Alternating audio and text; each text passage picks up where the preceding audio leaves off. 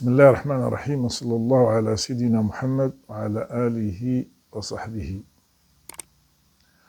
انطلاقا من الخطاب الملكي الأخير جاء فيه محاربة الفساد في حديثه عن العدالة الاجتماعية. وطبعا المغاربة ينتظرون من الملك أن يبين لهم الوسائل التي سوف يحاربون بها الفساد وتحقيق المطالب الاجتماعية ديال المجتمع المغربي التي جاءت في الحراك.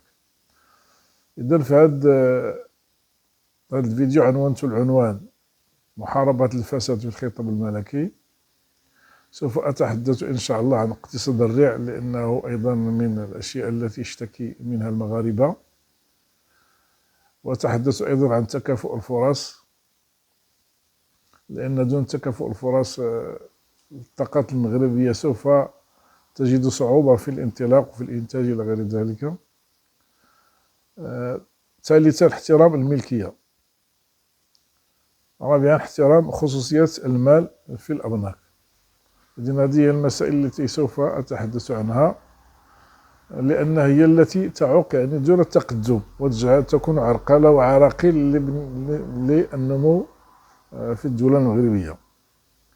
إذن قول الملك تحقيق العدالة الاجتماعية يقتضي الحديث عن هذه الأمور.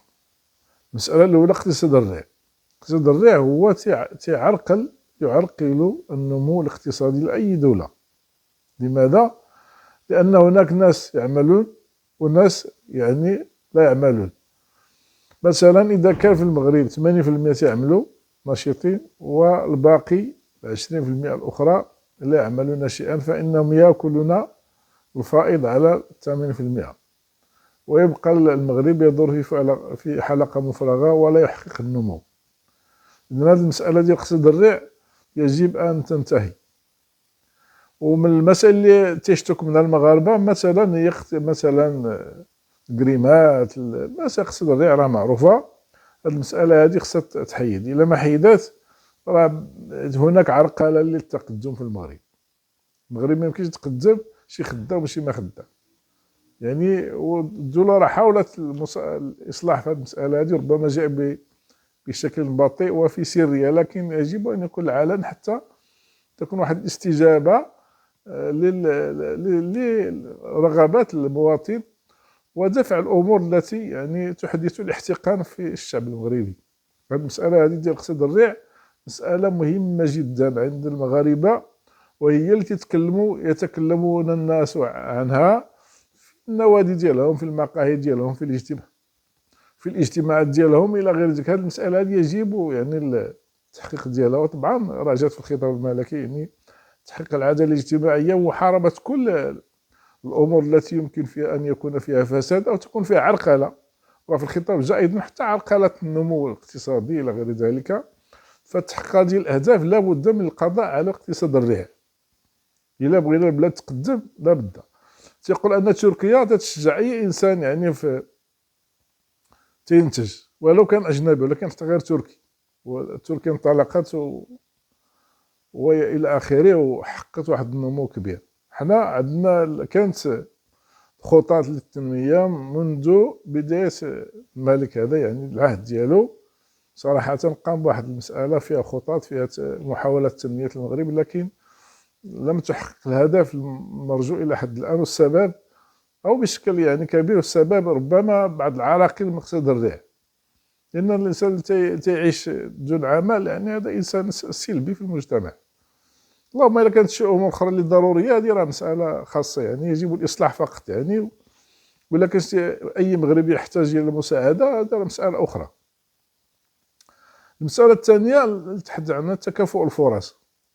باش نقرب المعنى ديال هذه المسألة هذه، مثلا راه المجال الرياضي والمجال الاقتصادي، مثلا نعطي واحد المثال باش يفهموا المغاربة. حنا مثلا في كرة القدم تنحطوا دابا عالميا الرتبة الرابعة، في الأولمبياد الرتبة الثالثة. علاش؟ لماذا؟ لأن تنختاروا اللاعبين الممتازين اللي عندهم القدرة على المنافسة مع الفرق الأخرى. وكذلك في الاقتصاد نحتاج إلى كفاءات في الاقتصاد، هي التي تنافس لا في الإنتاج ولا في تنافس الدول الأخرى. لذلك تكافؤ الفرص مسألة ضرورية. إلا كانت الزبونية والمحسوبية تعطي الناس ضعاف ما تيقدروش المنافسة وما تيقدروش على الإنتاج. إذا المسألة ديال تكافؤ الفرص مسألة ضرورية جات في الخطاب الملكي، هذه مسألة ضرورية. إلا بغينا نقدموا للبلاد نحيدوا كل الأنواع ديال المحسوبية، ونحيدوا كل الأنواع اللي ما تحقق الكفاءة الاجتماعية، بحال مثلا أي حاجة عندنا صفقات تكون فيها النزاهة، عندنا أي حاجة تخلي المغربي ينطلق تنفجر القوة المغربية. يعني الكفاءات هي التي يجب أن تشجع. كل مغربي قادر على الزيادة في الإنتاج يجب أن يعطى من المال العام ولو بالمجان حتى يزيد في الإنتاج. لأن الزيادة في الإنتاج راه تنعالجوا بها عدة أمور، نعالجوا بها التضخم، نعالجوا بها العجز في الميزان التجاري، نعالجوا بها النقص في العملة الصعبة، تنعالجوا بها بزاف ديال الأمور. إذن تحتاج مسألة الاهتمام بالكفاءات الوطنية القادرة على الزيادة في الإنتاج. هذه مسألة راه جات في الخطاب الملكي وخصنا نشجعوها، خص الحكومة تشجعها وتزيد منها وتبعد على المحسوبية. اللي ما قادرش على العمل، اللي ضعيف خصو يرجع للور، وخلي الناس اللي قادرة تزيد بالبلاد القدام، اللي عندهم القدرة وعندهم الكفاءة. هذا غير عطي واحد المثال مبسط بالنسبة باش يفهموا الناس علاش أن في المغرب يجب تحقيق حقيقي للتكافؤ الفرص بين المغاربة. الآن غادي ننطلق واحد المسألة ثالثة وهي احترام الملكية. احترام الملكية هي راه من العدالة الاجتماعية اللي جاءت في الخطاب الملكي. احترام الملكية مثلا واحد مثلا عنده اقتصاد الريع النيت، هذاك مثلا عنده كريمة، راه ما كانش احترام الملكية هنا. واحد مثلا يعني مثلا واحد يدعي واحد الشخص بأن هناك تعرض لمافيا العقار، اعتدت عليه ودات ليه الملك ديالو، راه مابقاش احترام الملكية. قدر هذا الإنسان الذي يقول بأنه تعرض لمافيا العقار وظلم مافيا العقار مثلا، قد يكون هذا الكلام صحيح، تقول لك الحكومة هذا الكلام غير صحيح، هذا الكلام اللي عندنا في المغرب احترام الملكية وأمور تحت ما يعتدي على ملك أحد إلى غير ذلك.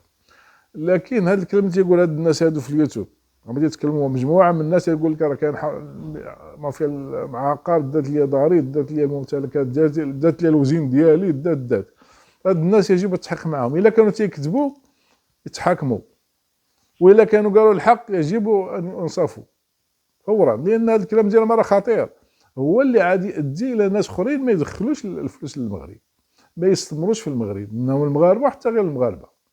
إذا هذه المسألة هذه ما خص الحكومة تتعامل معها بواحد الصرامة كبيرة. إلا ادعيت بأن هناك مافيا العقار يجب أن تحاكم، إلا كان الكلام ديال كاذب تحاكم، وإلا كانت أنت مظلوم فعلا تنصف وفورا ويقطع هذه المسألة هذه ديال مافيا العقار عندنا في المغرب ما تبقاش تذكر، لأن الناس ولاو خايفين، المغاربة كاع داخل المغرب وخايفين، فضلا عن الناس اللي بغاو يدخلوا العملة الصعبة من برا. هادو كاع اللي ساكنين في المغرب وخايفين حتى يسمعوا الهضرة هذه، وإلا كانت كذوب راه مشكل. يعني خص الحكومة تحقق في هذه الأمور، اللي كذوب يتعاقب واللي صحيح ينصف فورا. إلا بغينا نقدموا المغرب بهذه الطريقة ضرورية، وإلا بغينا نبقاو نتكلموا حتى كل جيل يمشي ويموت وجيل آخر ويموت والسلام عليكم، ولكن تبقى دار القمن على حالها. إذا احترام الملكية مسألة ضرورية جدا، ومن احترام الملكية أيضا تقديس واحترام خصوصيات المال المغربي في الأبناك المغربية.